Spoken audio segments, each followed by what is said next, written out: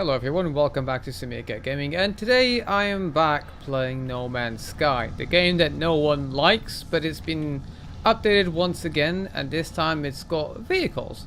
And one mode that I'm actually quite interested on trying out and returning to the game, which is the permadeath mode. But before heading to that, I just want to show a couple of features of the game which I felt that they were really quite interesting. So, first of all, to build vehicles is quite easy, really. I'm actually on creative mode now, and you just press Z, and you've got the Nomad, Geobay, as you can see on the bottom, Roamer, and Colossus. The Nomad is this little buddy here, as you can see. Then you got the Roamer, so I'll build next to it, and then the Colossus. There we go.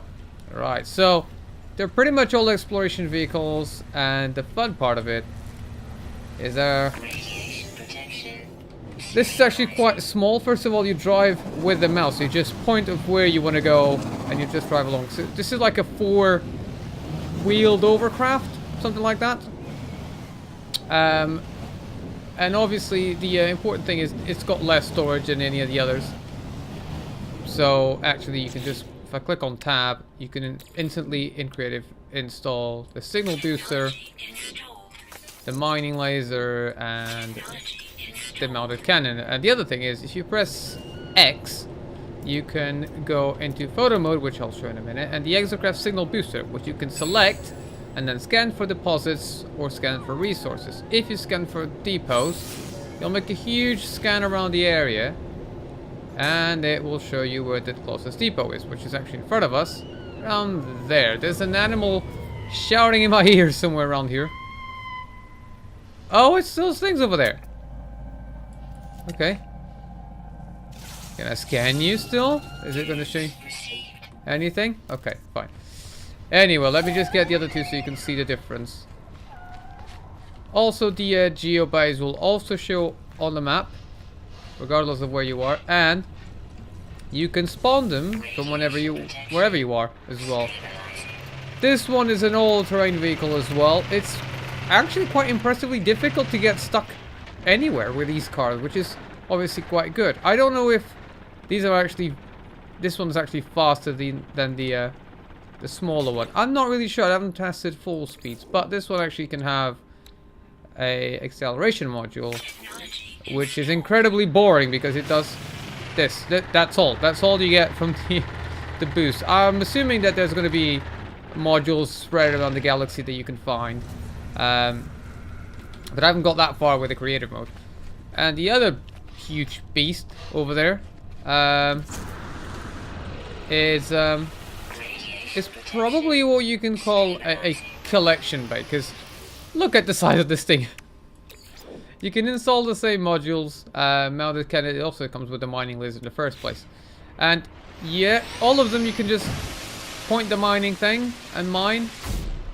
Let me just install the scanner for the sake of it. And I'm going to install everything, really. I can't imagine this boost doing anything, but there you go. It doesn't actually point all the way down, but you can obviously mine this. And then with the size of this storage compartment, this is actually quite good wherever you're playing to actually go around. It's just incredibly slow. And I think that's all the vehicles. There you go. So differences in sizes are obviously quite visible. Now, the other fun part I want to show you is if you press, again, X, you can summon them in different parts, obviously, and then you can go into the photo mode. Photo mode is actually interesting because I'll just go all the way up, and you'll see they should come up with a circle of limits. There you go. That's the limit of how you can draw the camera, which is actually quite impressive.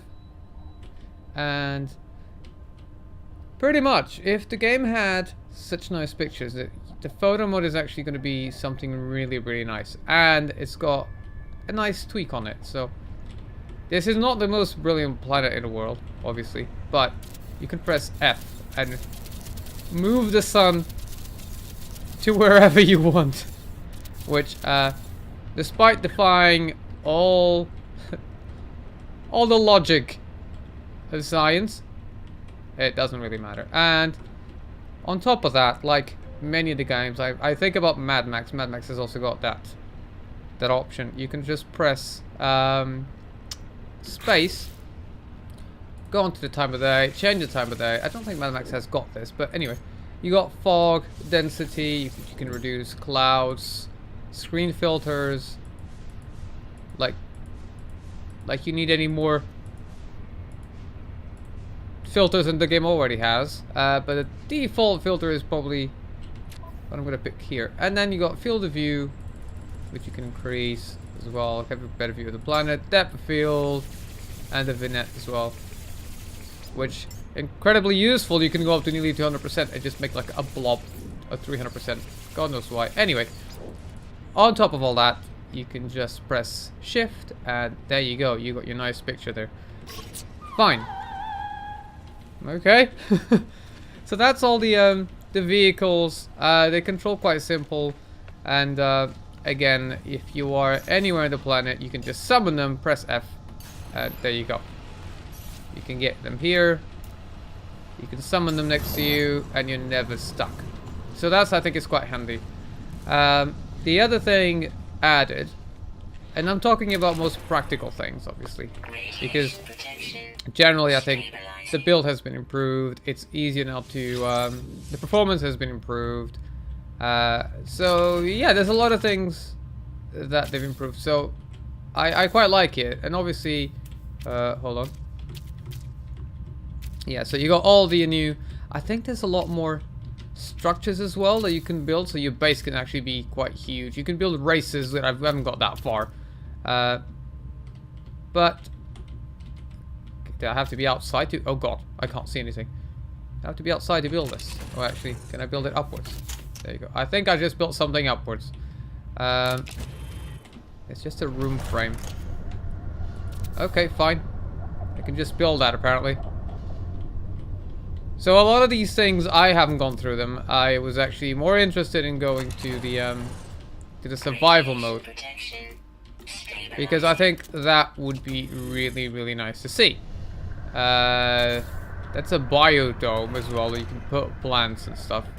So I think generally the game is just going in the right direction. I think a lot of people criticize that the game should have had more time to be launched. And after seeing all these things, race initiator, as you can see. Okay, fine. I didn't notice this.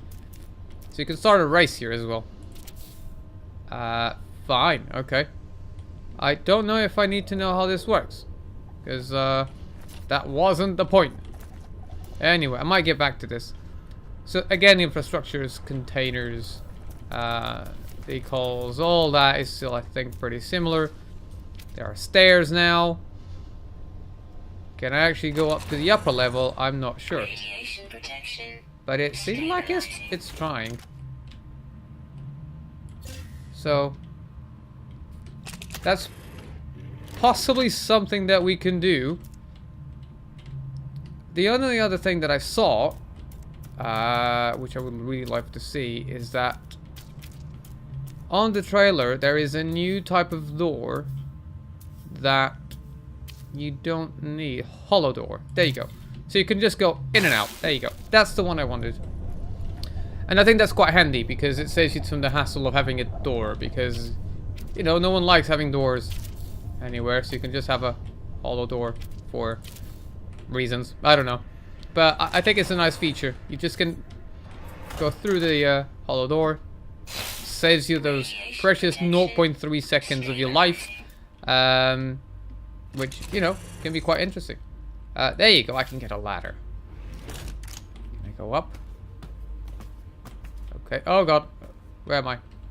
I'm in that hollow corridor. Well, never mind. Okay. So there's a lot of stuff here again. There's messages that you can leave when people come into your base. So you can... Why are you not letting me? So if you put this little buddy here, message module, you can just interact with it and leave a message when someone comes in. welcome to my base. So, if by any chance you share your base, I've actually got the base sharing off. But if you get across him, I don't know if it happens all the time or if it's just for new characters. But the idea is when you come in, you see this little buddy, and it tells you welcome to my base in your screen. Obviously because I built it, probably that's why it's not letting me do anything. But yeah, I think the game is heading in definitely the right direction. They're adding features that I feel are going to make a huge difference in the long term.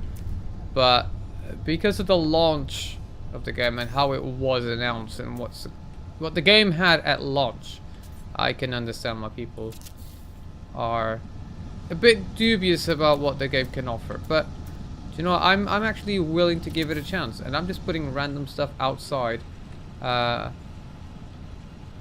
my base because, you know, you can. Creative mode is actually quite interesting to just explore all this stuff, which is obviously quite nice because, yeah, you can just put everything everywhere. It's really nice. I really like this. Obviously the bases have got a limited range in that circle over there, but you can easily bypass it because I think it's already big enough for everything that you need to build. The only question is, if I build a huge room, I never built a stairs. I want to make sure that they can build stairs, of course. Okay, finally. Right, so apparently the stairs are mostly restricted to the cuboid rooms, which, do you know what? It's not that bad. I mean, you can easily just go around it, and the cuboid rooms actually give you so much freedom. It's incredible.